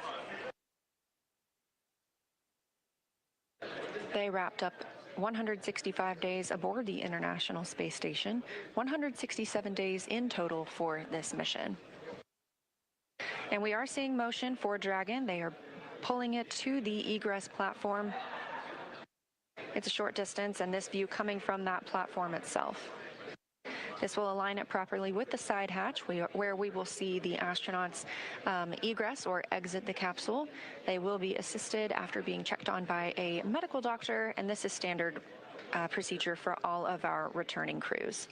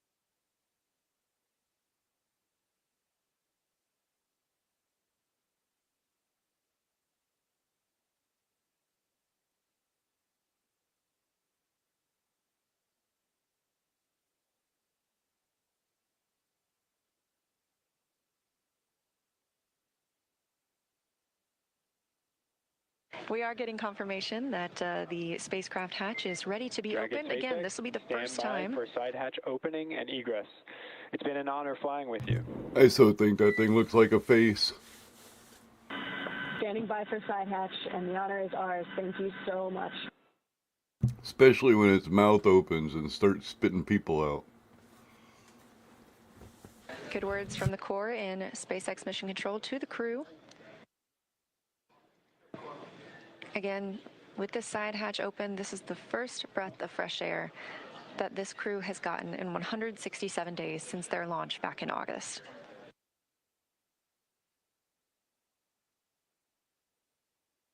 That hatch opening coming at 3:19 a.m. Central Time, and with a splashdown occurring at 2:41 a.m. Central Time. Pretty rapid. Why are you access reaching in of its the crew. mouth? It's going to eat you.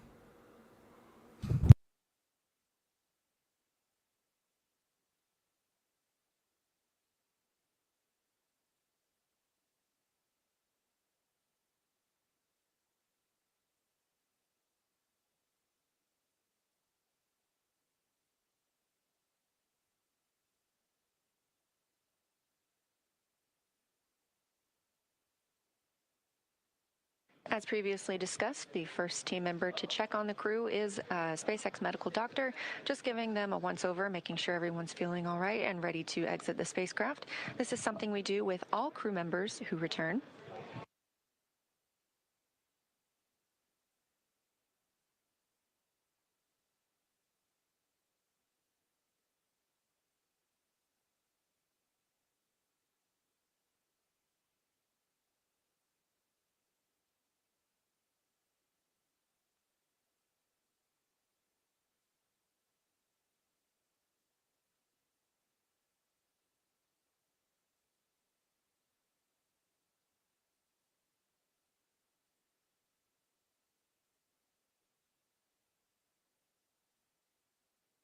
Man, they can make this a little faster. And getting a quick picture inside the capsule is NASA photographer Bill Ingalls.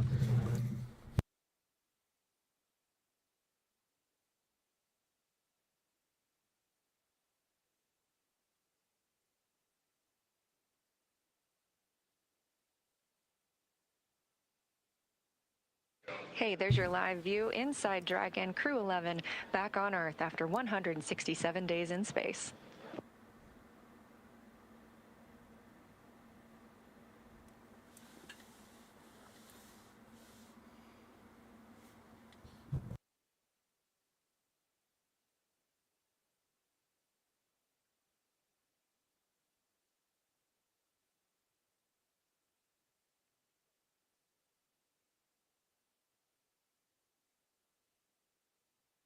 Again, next on the checklist for tonight is crew egress or exit.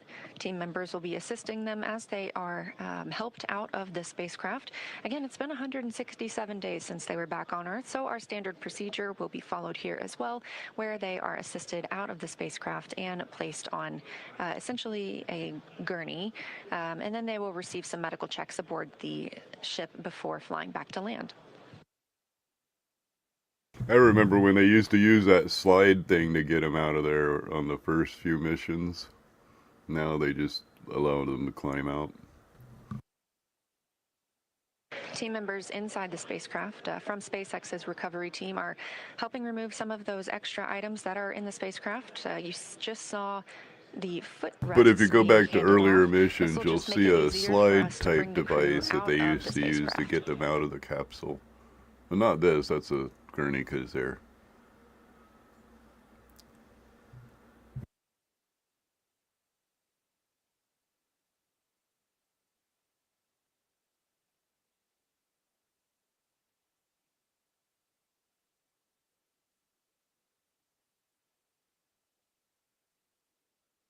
Oh wait, maybe they are hooking back up the slide thing.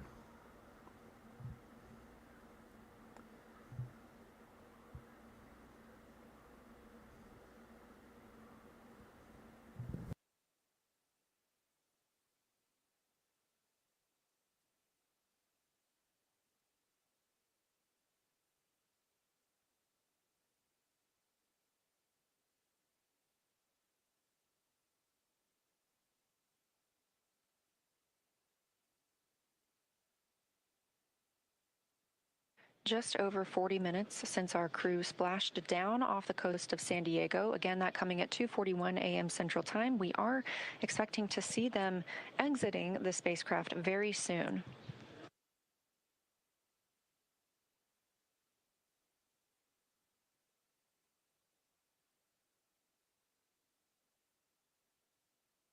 That's the chair the crew members will be helped into and moved back for their initial medical checks. Again, standard procedure for any returns on Dragon, as well as any of our crew members returning.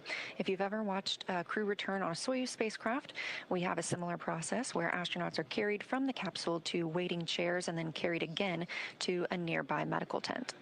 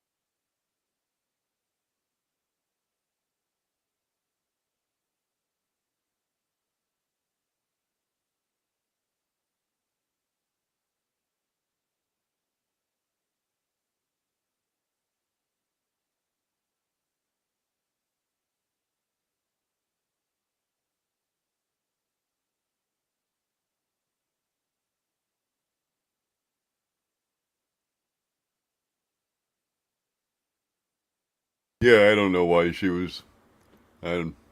maybe she also broadcast for the Soyuz returns.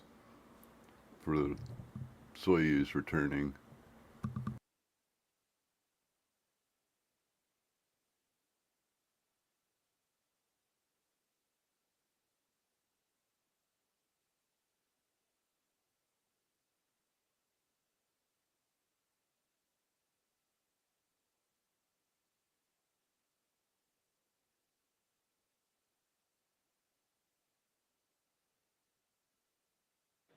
Again, you're watching live coverage of Crew 11's mission and return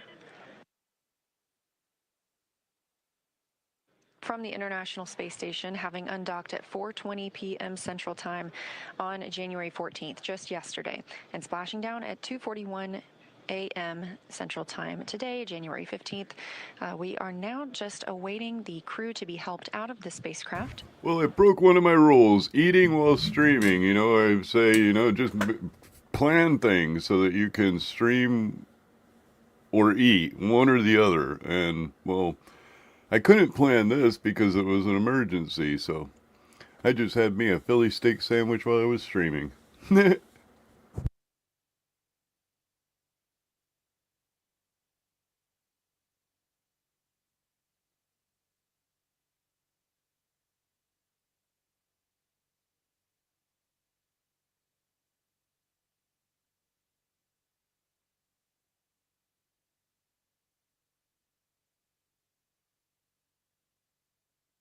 And it looks like our first crew member out of the spacecraft is NASA astronaut Mike Fink.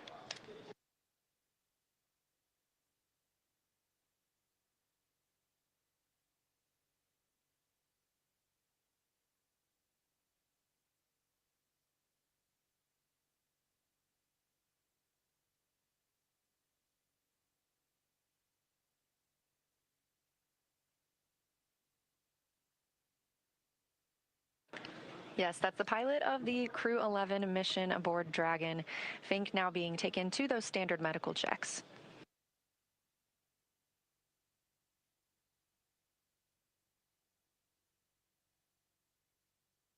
Yeah, they'll probably inform us sometime today what happened and who was affected.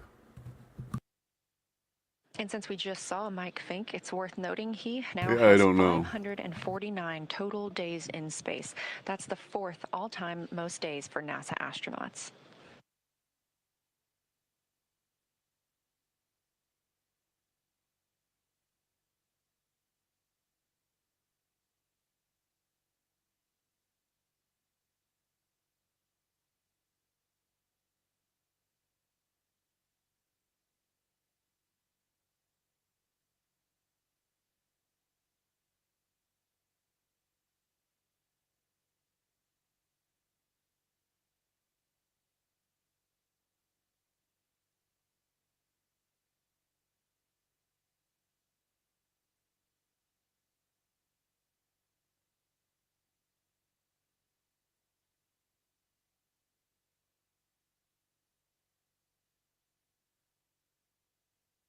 Yeah, all they're giving me is one of the crew members. I just tried to look it up again.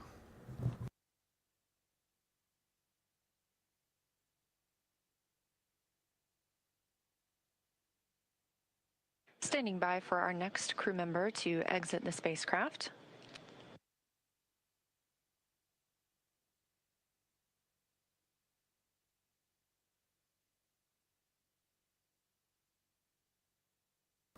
But that's quite literally all I can find. That's all they're giving me.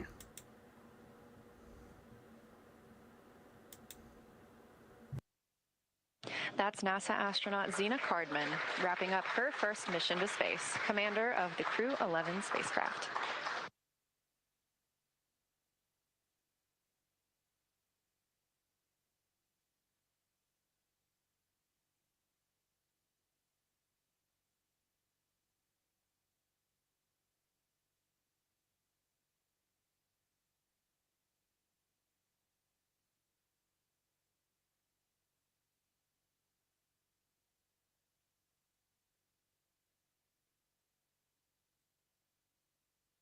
That's another footrest being handed out of the capsule, and we'll be standing by to see who is next to be brought out of the spacecraft. Again, you see them being helped onto these stretchers. They are being escorted back to their routine medical checks.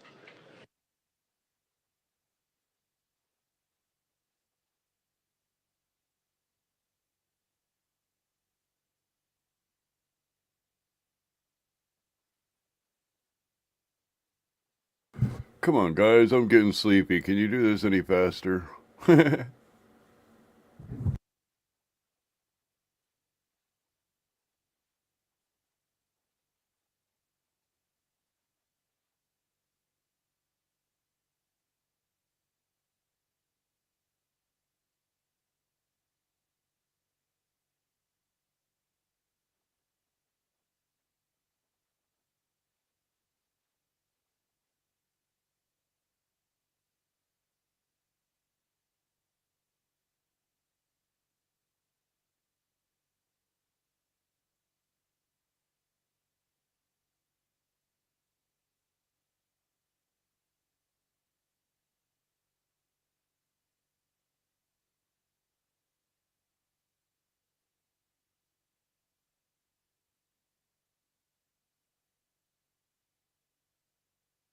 Here, maybe this will wake me up for a second.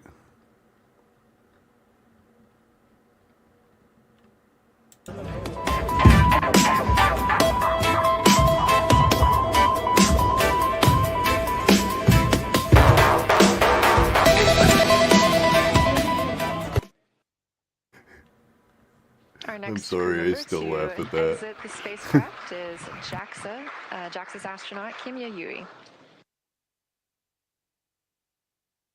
Yui just reached the milestone of 300 days in space across 2 missions. You can see some cheering on the SpaceX recovery ship, and you can probably also hear a little bit of celebration here in Mission Control Houston as well.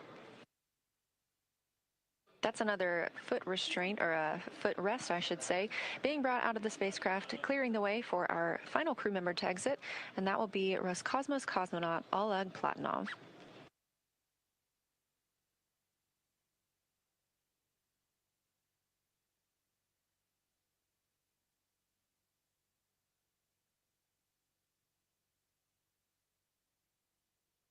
It was funny the other day in the stream using that to kick y'all out.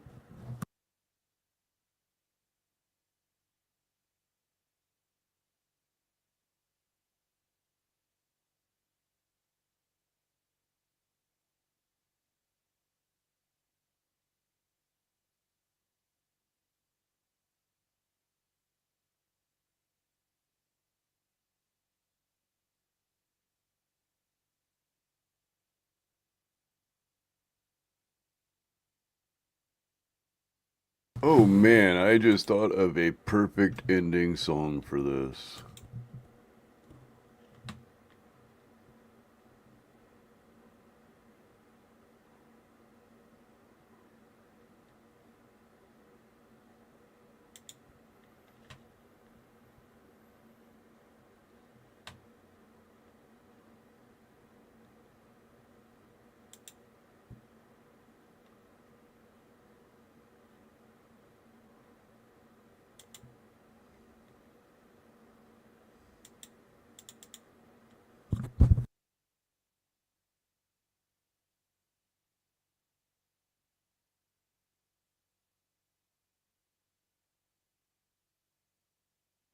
And we see the 4th crew member of Crew 11 being helped from the vehicle now. That is Roscosmos cosmonaut Oleg Platonov, also wrapping up his first mission to space.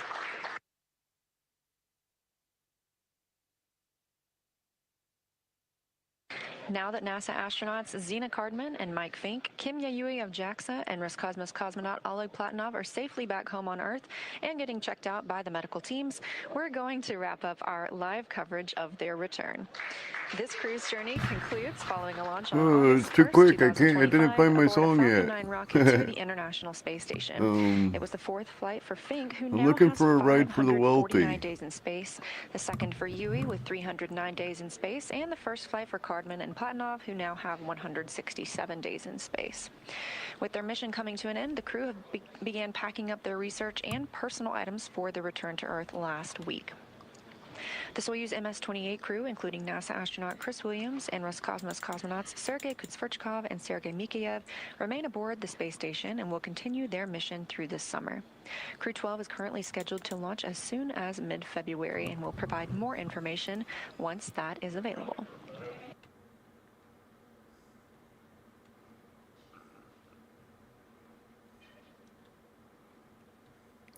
Well, shucks, I can't find a ride for the wealthy. Great news for Crew 11. They are home. The journey back began yesterday, about 13 hours ago, when they closed the hatch to Dragon and undocked from the International Space Station at 12:29 p.m. Pacific, 3:29 p.m. Eastern. During this time, the spacecraft performed a number of maneuvers in preparation for re-entry to the Earth's atmosphere, with final splashdown occurring off the coast of San Diego, California, on time at 12:41 a.m. Pacific, 3:41 a.m. Eastern.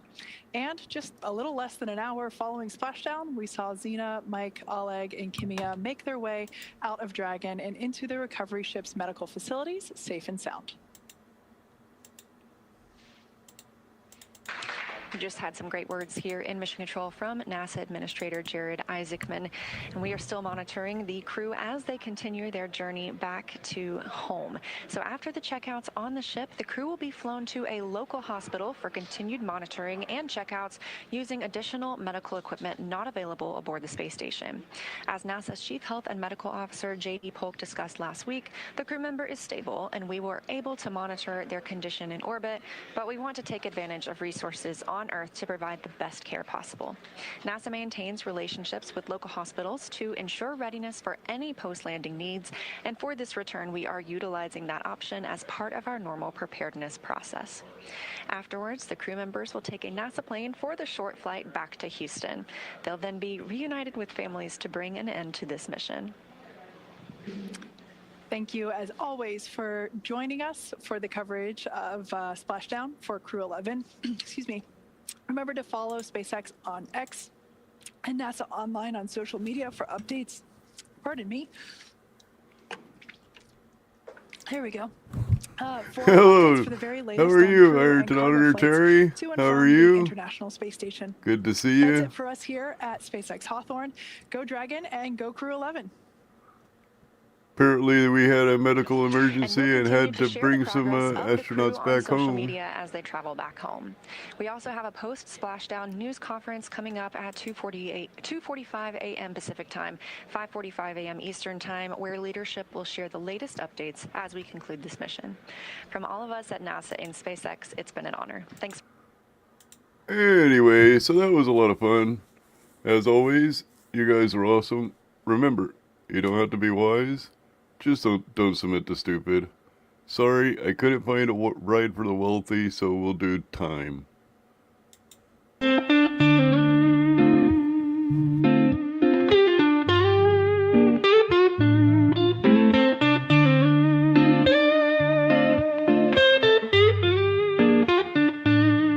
Time.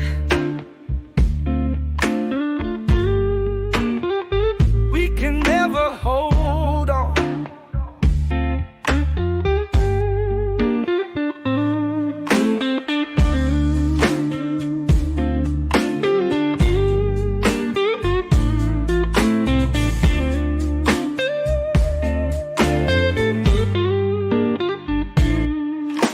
Clouds are playing hide and seek, sunshine bidding shy retreat.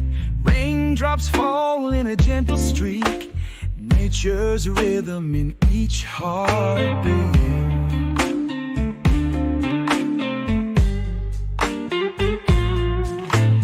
Wind whispers secrets to the trees, leaves dance to an ancient song. Storms arise with wild decrees in this world where time moves on. Tick tock goes the clock, weathered days forever flow. Lost in nature's endless talk, time slips by where shadows grow.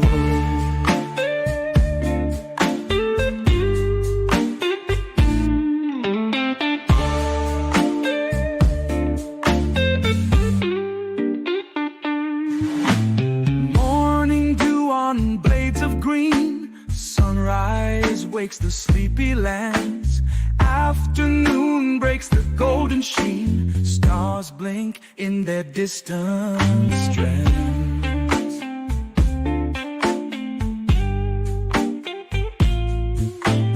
Clouds above in shapes that blend, stories written across the sky. Thunderclaps and tempests send, moments fleeting as they fly. Tick tock goes the clock, weathered days forever flow. Lost in nature's endless talk, time slips by where shadows grow. It simply slips away again.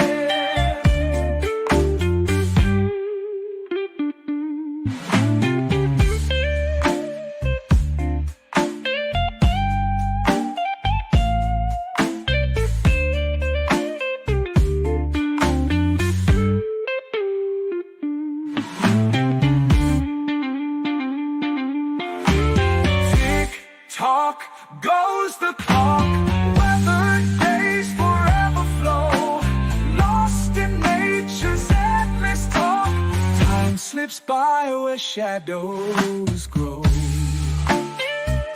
He simply slips away.